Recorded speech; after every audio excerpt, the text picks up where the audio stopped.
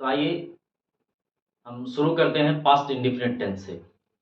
सबसे पहले हम ये जानते हैं कि पास्ट इंडेफिनिट टेंस होता क्या है। कैसे हम पहचानेंगे कि वर्ब पास्ट इंडेफिनिट टेंस में है। तो उसे पहचानने के लिए यहाँ पे पहचान लिखा हुआ है। जो पास्ट इंडेफिनिट टेंस का वाक्य होता है उसके क्रिया के अंत में ता था, ती थी, ते थे। जैसे वह आगरा जाता था, वे लोग खाना खाते थे, रोहन किताब पढ़ता था। या फिर या, ई, ए, राहुल आगरा गया, उन लोगों ने खाना खाया। या फिर ई, आ या ए आदि शब्द आते हैं।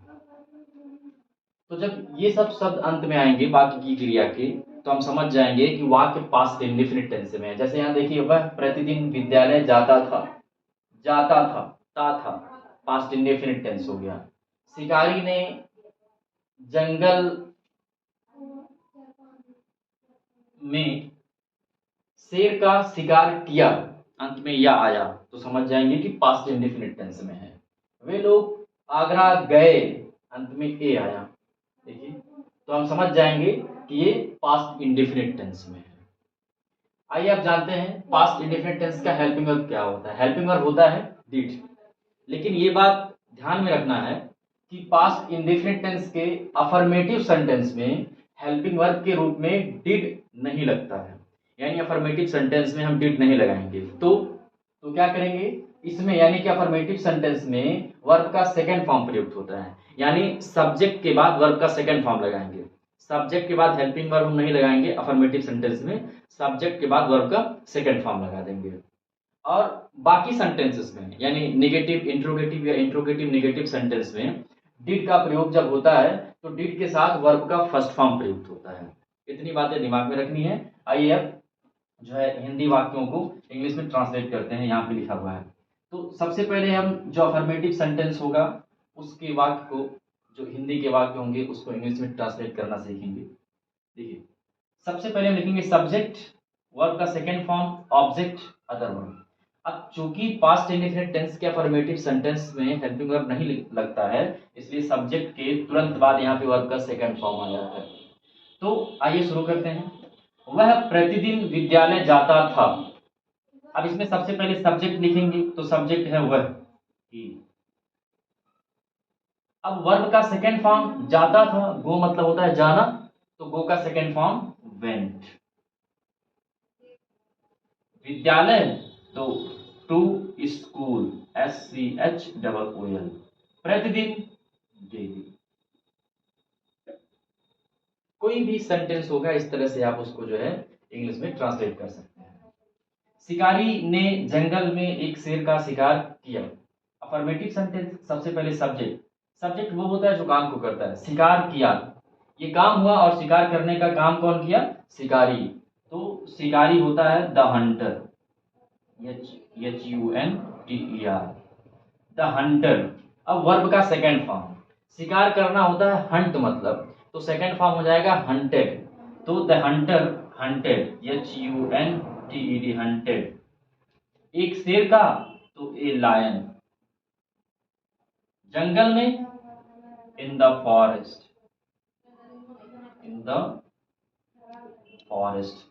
अगला सेंटेंस देखते हैं, वे लोग आगरा गए। अफर्मेटिव सेंटेंस है, सबसे पहले सब्जेक्ट दे, वर्ब का सेकंड फॉर्म गए, गो मतलब होता है जाना, तो यहाँ पे लगाएंगे वर्ब का सेकंड फॉर्म वेंट। कहाँ गए?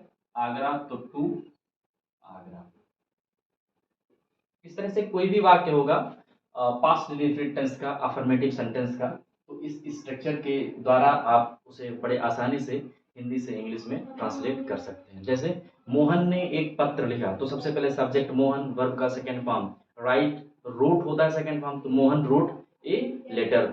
माताजी खाना पकाई, मदर, वर्ब का सेकंड फॉर्म कुक्ड फूड। बच्चे क्रिकेट खेले, तो द चिल्ड्रन, वर्ब का सेकंड फॉर्म प्लेड क्रिकेट। और एक चीज और दिमाग में रखना है, चाहे सब्जेक्ट एक वचन हो या बहुवचन, दोनों के साथ वर्ब का सेकंड फॉर्म ही हम प्रयुक्त करेंगे। आइए अब हम अगला देखते हैं निगेटिव सेंटेंस। निगेटिव सेंटेंस का स्ट्रक्चर होता है, सबसे पहले सब्जेक्ट लिखेंगे, उसके बाद डिड और डिड के बाद नॉट, वर्ब का फर्स्ट फॉर्म ऑब्जेक्ट और अदर वर्ब।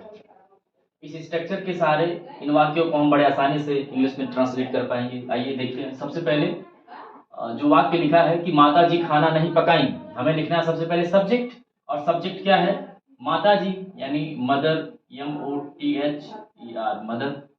अब एक चीज इसमें ये है कि हेल्पिंग वर्ब में सिर्फ एक ही शब्द है, डिड। तो सब्जेक्ट चाहे एक वचन हो या फिर बहुवचन हो, दोनों के साथ हम डिड का ही प्रयोग करेंगे। तो डिड नॉट।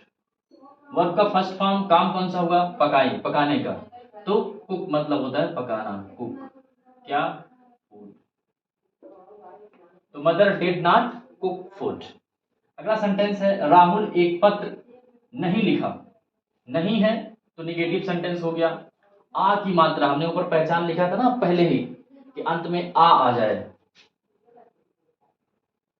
तो भी वो पास्ट इंडेफिनिट टेंस ही हो जाता है। तो राहुल ने एक पत्र नहीं लिखा, आ की मात्रा आया ना अंत में, तो पास्ट इंडेफिनिट टेंस हो गया। और नहीं है तो निगेटिव सेंटेंस हो गया। इस स्ट्रक्चर के द्वारा हम इसे बड़े आसानी से इंग्लिश में ट्रांसलेट कर पाएंगे। आइए देखते हैं। सबसे पहले लिखेंगे हम सब्जेक्ट। सब्जेक्ट क्या है? राहुल, RAHUL, राहुल। अब निगेटिव है तो स्ट्रक्चर में देखेंगे हम, यहाँ डिड, उसके बाद नॉट, डिड नॉट। वर्ब का फर्स्ट फॉर्म लिखना तो राइट, WRI, राइट। क्या? एक पत्र, तो ए लेटर। कोई भी सेंटेंस होगा पास्ट इंडेफिनिट टेंस का नेगेटिव सेंटेंस, तो इस स्ट्रक्चर के द्वारा आप बड़े आसानी से उसे इंग्लिश में ट्रांसलेट कर पाएंगे। जैसे राज किताब नहीं पढ़ा, तो Raj did not read the book. शिकारी ने शेर का शिकार नहीं किया, the hunter did not hunt a lion. लकड़हारा जंगल में पेड़ों को नहीं काटा, the woodcutter did not cut the trees. कोई भी सेंटेंस होगा पास्ट इंडेफिनिट टेंस का नेगेटिव का, तो इस स्ट्रक्चर के द्वारा आप उसे बड़े आसानी से इंग्लिश में ट्रांसलेट कर पाएंगे। आइए अगला हम देखते हैं इंटरोगेटिव सेंटेंस। जब हम इंट्रोगेटिव सेंटेंस पढ़ते हैं तो उसमें दो स्ट्रक्चर पढ़ना होता है। इसके पहले जो हम टेंस पढ़े हैं तो हमने उन सब में बात की है, जिसमें एक स्ट्रक्चर ऐसा होता है जिसमें क्या पहले आता है। जब भी क्या पहले आता है तो हम उस टेंस में उस सेंटेंस में कौन सा हेल्पिंग वर्ब लगेगा वो हेल्पिंग वर्ब पहचान करके सबसे पहले लिख देंगे। तो इसमें हेल्पिंग वर्ब डिड लगेगा तो हम सबसे पहले डिड लिख देंगे, उसके बाद सब्जेक्ट, फिर वर्ब, ऑब्जेक्ट और लास्ट में अदर वर्ड। आइए इस स्ट्रक्चर के द्वारा हम इन वाक्यों को इंग्लिश में ट्रांसलेट करते हैं। तो क्या वह आगरा गया? क्या पहले आया? सबसे पहले हम डिड लिखेंगे, डिड। सब्जेक्ट, सब्जेक्ट है वह, ही। वर्ब का first form go to Agra. अगला सेंटेंस देखिए, क्या वे खाना खाए? क्या पहले आया? तो सबसे पहले आप लिख दीजिए डिड। फिर सब्जेक्ट, तो सब्जेक्ट वे यानी कि THEY, दे। वर्ब का फर्स्ट फॉर्म ईट, EAT, ईट। क्या? खाना, तो फूड। इस तरह से कोई भी वाक्य होगा interrogative sentence past indefinite tense का, तो आप इस स्ट्रक्चर के द्वारा आप आसानी से इंग्लिश में ट्रांसलेट कर पाएंगे। जैसे क्या आपने किताब पढ़ा? तो did you read the book. क्या आप एक पत्र लिखे? Did you write a letter. क्या वह आगरा गई? Did she went to, did she go to Agra. क्या माता जी खाना पकाई? Did mother cooked food. अब एक दूसरा स्ट्रक्चर होता है जिसमें क्या पहले नहीं आता, क्वेश्चन वर्ड बीच में आ जाता है। तो जब भी वाक्य में क्वेश्चन वर्ड बीच में आ जाता है तो हम सबसे पहले क्वेश्चन वर्ड लिख देते हैं, उसके बाद सेम इसी स्ट्रक्चर को अप्लाई कर देते हैं। जैसे यहाँ पे लिखा है तुम आगरा कब गए। अब यहाँ पे कब ये क्वेश्चन वर्ड है। अब जब ये कब बीच में आया है क्वेश्चन वर्ड, तो हम सबसे पहले क्वेश्चन वर्ड का स्पेलिंग लिखेंगे। तो कब होता है व्हेन का मतलब WHEN, व्हेन। उसके बाद इस स्ट्रक्चर को अप्लाई करेंगे। व्हेन के बाद हेल्पिंग वर्ब यानी कि यहाँ लगेगा डिड। सब्जेक्ट तुम, यू। वर्ब का फर्स्ट फॉर्म गए, तो गो। आगरा, तो टू आगरा। अगला है वे खाना क्यों खाए। अब यहाँ पे देखिए क्यों बीच में आया, ये क्वेश्चन वर्ड है तो सबसे पहले हम लिख देंगे क्वेश्चन वर्ड वाई। फिर इस स्ट्रक्चर को अप्लाई कर देंगे डिड। उसके बाद सब्जेक्ट क्या है वे, THEY दे। वर्ब का फर्स्ट फॉर्म खाए तो ईट, खाना, फूड।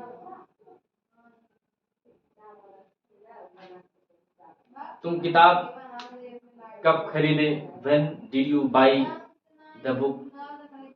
राज अपना खेत कैसे जोता, how did Raj plough his field. वह आगरा से कब आई, तो when did she come from Agra.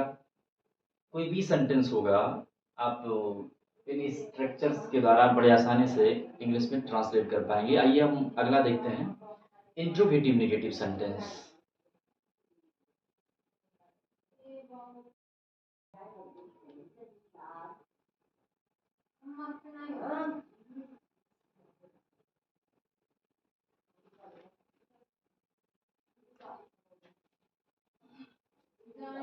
Interrogative negative sentence का स्ट्रक्चर भी दो होता है, जिसमें एक ऐसा होता है क्या पहले आता है तो उसके लिए अलग स्ट्रक्चर, और क्वेश्चन और बीच में आता है तो उसके लिए अलग स्ट्रक्चर।